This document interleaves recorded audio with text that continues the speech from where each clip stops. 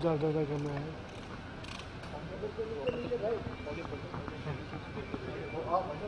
आदरणीय प्रधानमंत्री जी का मैं बहुत धन्यवाद करता हूं और पूरी कमेटी का, चौधरी साहब का और जितने भी हमारे मेंबर जेपीसी के यहाँ पहुँचे हैं, मैं सभी का धन्यवाद, आभार व्यक्त करता हूं कि बहुत ही महत्वपूर्ण देश के इतिहास में स्वर्ण अक्षरों से लिखे जाने वाला जो निर्णय है, ये निर्णय हुआ है। इसमें जेपीसी बनी है, लोकसभा में बिल पेश हुआ है और पूरे देश के अंदर इसकी चर्चा चल रही है।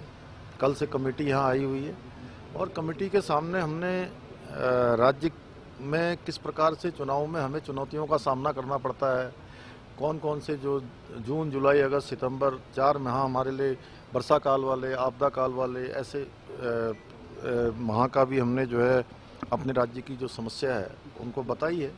और एक देश एक चुनाव होने से निश्चित रूप से बहुत बड़ा लाभ देश को भी होने वाला है और लोकतंत्र का जो एक उत्सव होता है वो उत्सव सही प्रकार से जनता 5 सालों में एक बार मना पाएगी।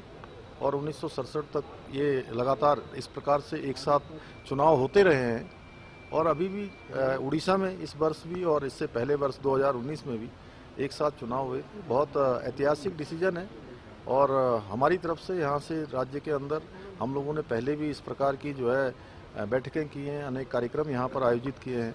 सभी में लोगों की भी जो स्वतंत्र राय आई है, देश की जनता भी चाहती है कि एक देश में एक बार चुनाव होना चाहिए, इससे संसाधन भी बचेंगे, मैन पावर भी कम से कम खर्च होगी और बार बार जो आचार संहिता लगती है उसके कारण से अनेक विकास के कार्य जो बार बार प्रभावित होते हैं, रुकते हैं।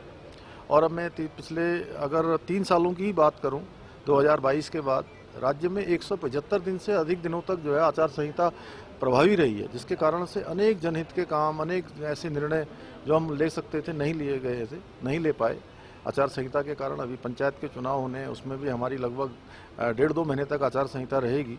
इसलिए एक देश एक चुनाव देश के हित में है और ये बहुत अच्छा डिसीजन है। मैं सभी कमेटी के लोगों का, आदरणीय प्रधानमंत्री जी का मैं स्वागत करता हूँ, यहाँ से जो है उनका धन्यवाद करता हूँ। देखिए, वन नेशन वन इलेक्शन एक ऐसा चुनाव का रिफॉर्म है कि एक ऐतिहासिक कदम है। पार्लियामेंट के द्वारा वन नेशन वन इलेक्शन के लिए जेपीसी बनाई गई, जिसमें करीब 41 मेंबर्स हैं और ये तय किया गया कि एक ट्रांसपेरेंसी के रूप में पारदर्शिता रखते हुए सारे राज्यों में जेपीसी जाएं और सभी स्टेक होल्डर्स को, चाहे एग्जीक्यूटिव हों, चाहे पब्लिक रिप्रेजेंटेटिव हों, और सभी स्टेक होल्डर्स को सुना जाए और सुनने के बाद में एक पूरा का पूरा पार्लियामेंट को रिकमेंडेशन दी जाए। तो उसी क्रम में आज हम उत्तराखंड में माननीय मुख्यमंत्री जी और हमारे माननीय विधानसभा के स्पीकर, उनसे हमें मार्गदर्शन मिला, उनसे इंटरेक्शन हुआ। जो जटिल इश्यूज थे उनसे हमने डिस्कस किया, क्योंकि जब इतना बड़ा चुनाव का रिफॉर्म है तो प्रधानमंत्री जी का भी मानना है कि हमें पूरा व्यापक रूप से इसमें हमें सुनवाई करनी चाहिए। इसीलिए सभी राज्यों, बिना किसी भेदभाव के सभी राज्यों में जाने का कमेटी ने तय किया है। एक बहुत बड़ा चुनावी खर्चा बचेगा। आज मोटे तौर पे अगर देखें, जैसे हमारे पंचायतों के चुनाव हों, चाहे म्यूनसिपलिटी के चुनाव हों, चाहे विधानसभा के चुनाव हों, चाहे लोकसभा के हों, सभी अलग अलग होते हैं। 1967 तक तो 7 थे, उसके बाद में साइकिल बिगड़ी और उसके बाद में कुछ राज्यों के अभी भी 7 होते हैं। तो इसीलिए जो खर्चा जो है उसमें जीडीपी का फर्क आता है 1.6%। तो अलग अलग चुनाव होने से भारत की अर्थव्यवस्था में जो नुकसान होता है लगभग 4,50,000 करोड़ रुपए का होता है। अगर 7 होंगे तो यही पैसा प्रधानमंत्री जी का भी सोचना है कि गरीबों के लिए जाएगा, उनके मदद के लिए जाएगा, इंफ्रास्ट्रक्चर खड़े होंगे, गरीबों के मकान बनेंगे और देश जो है विकसित भारत वो शीघ्र बनेगा। आप देखते हैं कितना बड़ा डिप्लॉयमेंट होता है। और उत्तराखंड में तो आज मुख्यमंत्री जी बता रहे थे कि जब अलग अलग चुनाव होते हैं तो दुर्गम स्थान होते हैं, यहाँ पर पहाड़ों पर जाना बार बार, तो उसमें पूरी पोलिंग बूथ कमेटी जो होती हैं हर बार एक सरकारी कर्मचारी के लिए, अधिकारी के लिए और चाहे हमारे रिजर्व पुलिस फोर्स के अधिकारी हों, चाहे पैरामिलिट्री के हों, हर के लिए मतलब बहुत कठिनाई का काम होता है। तो एक देश एक चुनाव साथ होना चाहिए। तो इसीलिए खास करके उत्तराखंड में आपने बहुत परेशानी बताई कि ये परेशानी रहती है, और उत्तराखंड के लोग जो बाहर भी हैं उनको बार बार जब चुनाव के लिए आते हैं, क्योंकि पूरे देश में मोटे तौर पे करीब 4,85,00,000 माइग्रेशन जो हमारे लेबर हैं उनका एक स्थान से दूसरे स्थान होता है। तो आप सोच सकते हैं कि प्रोडक्शन साइकिल जो है वो डिस्टर्ब हो जाती है। अगर 3 या 4 दिन 5 दिन की छुट्टी से अपने वो आते हैं, लेकिन वापस महीना 2 महीना नहीं जाते हैं।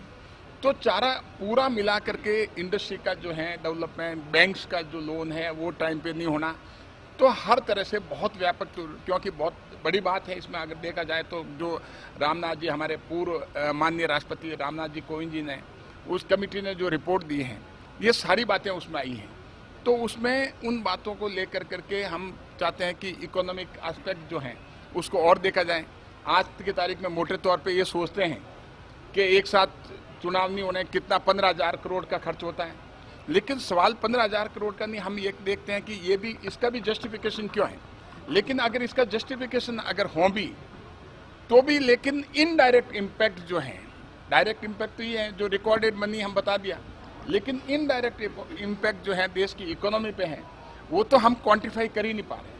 हमारे बच्चों का एजुकेशन जो खराब होता है उसको क्वांटिफाई कर ही नहीं पा रहे।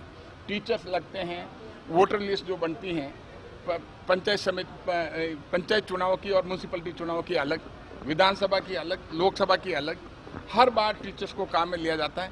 तो इसको सारी चीज़ को देखते हुए कि मैन पावर का भी नुकसान नहीं हुए, हमारे संसाधनों का भी नुकसान नहीं हुए, हमारी इकोनॉमी में बढ़ोतरी हुए, इस बात को देखते हुए वन नेशन वन इलेक्शन का जो ये बिल जेपीसी को दिया गया है उस संदर्भ में हम आए। तो माननीय मुख्यमंत्री जी का और मैं माननीय स्पीकर महोदय को भी धन्यवाद दूंगा कि इन्होंने पूरा का पूरा हमें मार्गदर्शन दिया।